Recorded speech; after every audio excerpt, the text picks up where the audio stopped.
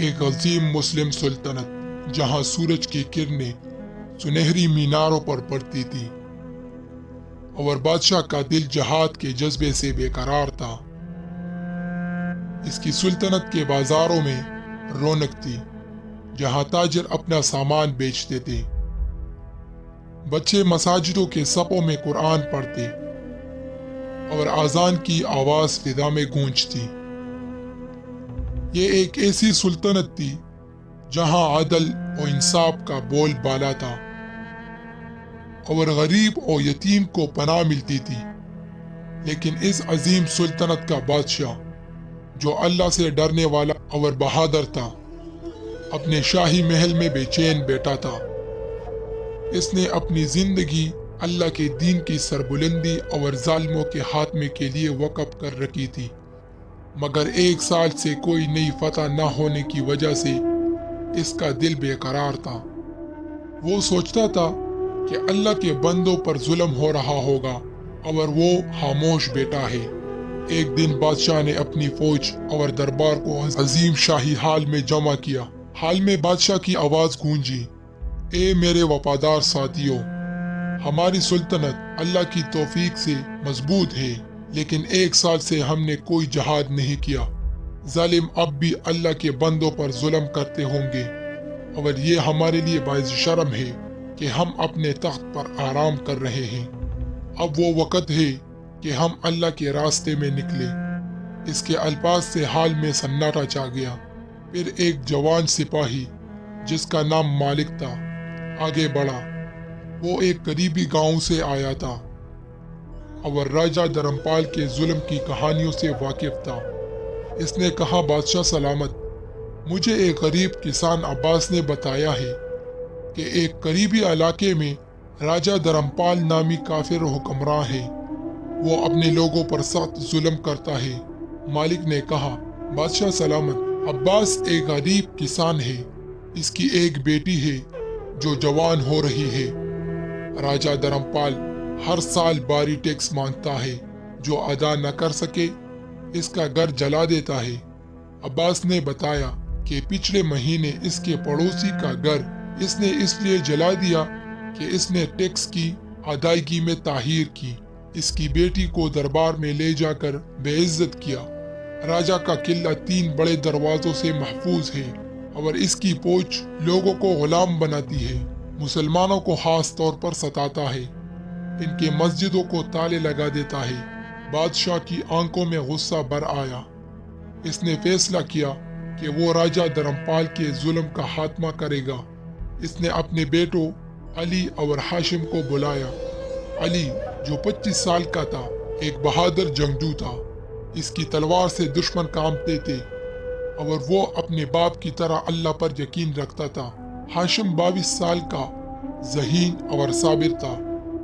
وہ جنگ کے میدان میں حکمت عملی بنانے میں ماہر تھا اور اپنے ماں کا لاڈلا بیٹا تھا۔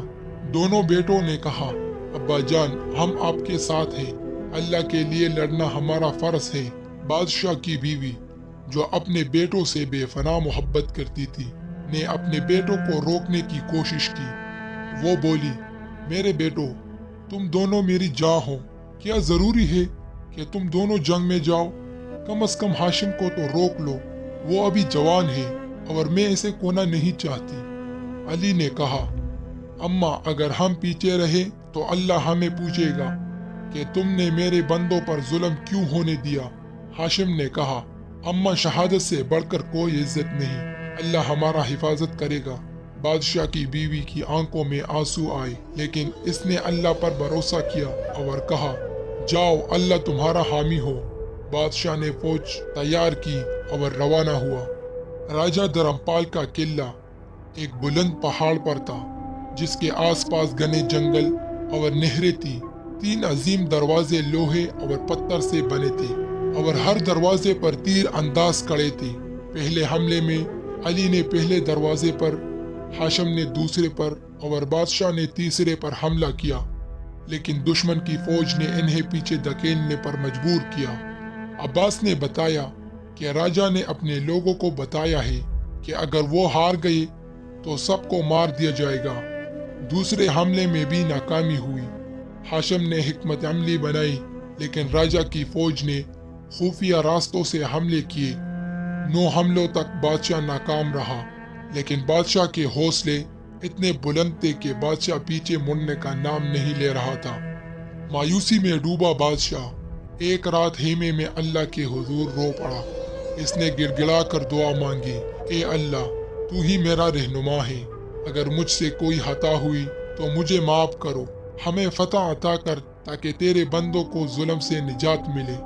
وہ رات بھر روتا رہا اور دعا مانگتا رہا، آخرکار روتے روتے سو گیا۔ اس رات اللہ نے اسے خواب میں ایک نوجوان طالب کی صورت دکھائی، ایک نورانی چہرہ جو مسجد میں قرآن پڑھ رہا تھا۔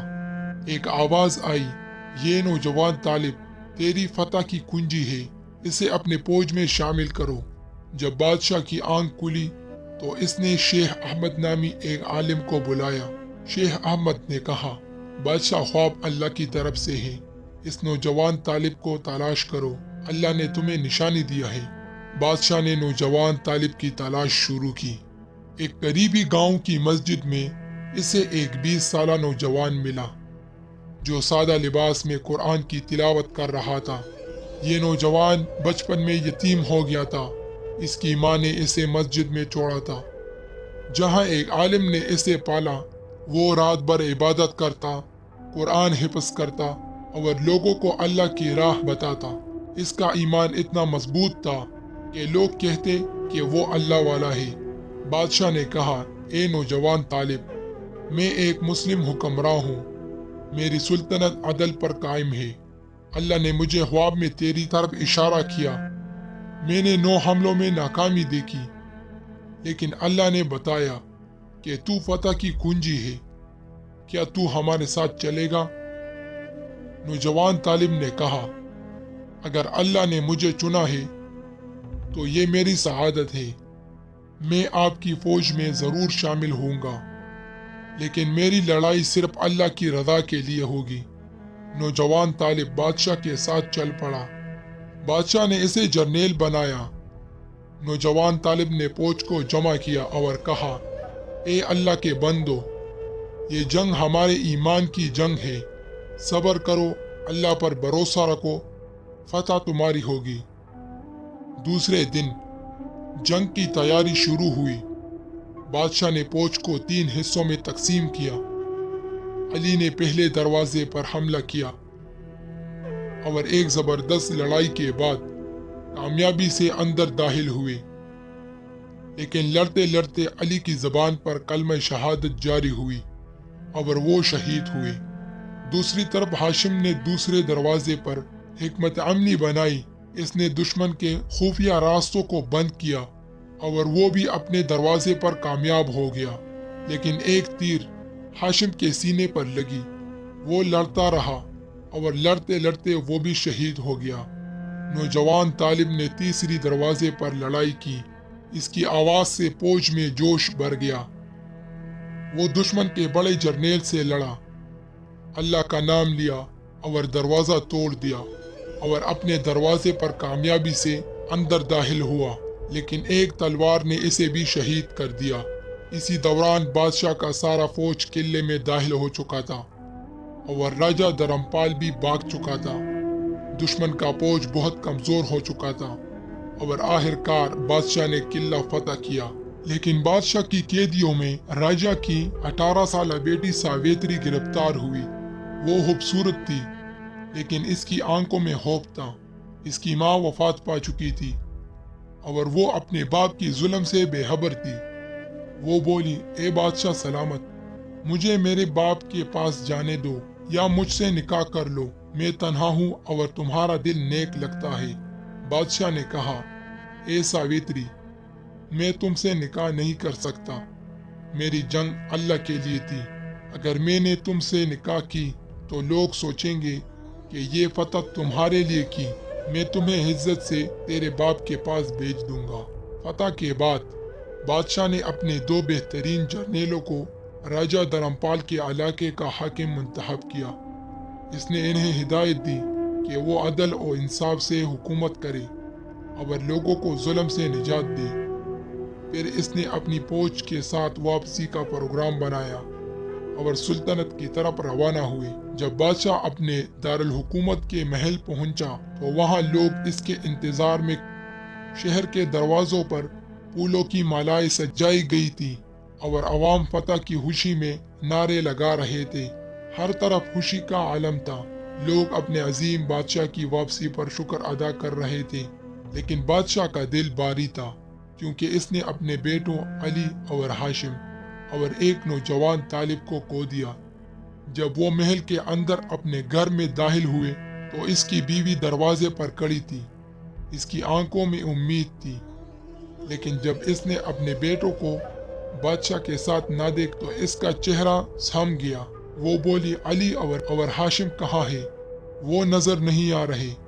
بادشاہ نے ایک گہری سانس لی اور سر جھکا کر کہا، اے میرے شریک حیات، ہمارے بیٹوں نے اللہ کے راستے میں جان دے دی۔ وہ دونوں شہید ہو گئے۔ اللہ ہمیں صبر عطا کرے۔ اس کی بیوی کی آنکھوں میں آنسو بھر آئی۔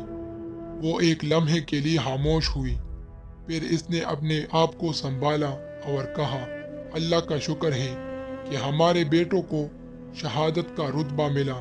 یہ دنیا فانی ہے لیکن جنت ہمیشہ کے لیے ہے۔ اللہ نے ہمارے بیٹوں کو اپنے پاس بلایا اور یہ ہمارے لیے فخر کی بات ہے۔ بادشاہ نے اپنی بیوی کے ہاتھ تھامے اور کہا، تیرا صبر میری طاقت ہے۔ اللہ ہم کو صبر دے اور ہمارے بیٹوں کی شہادت قبول کرے۔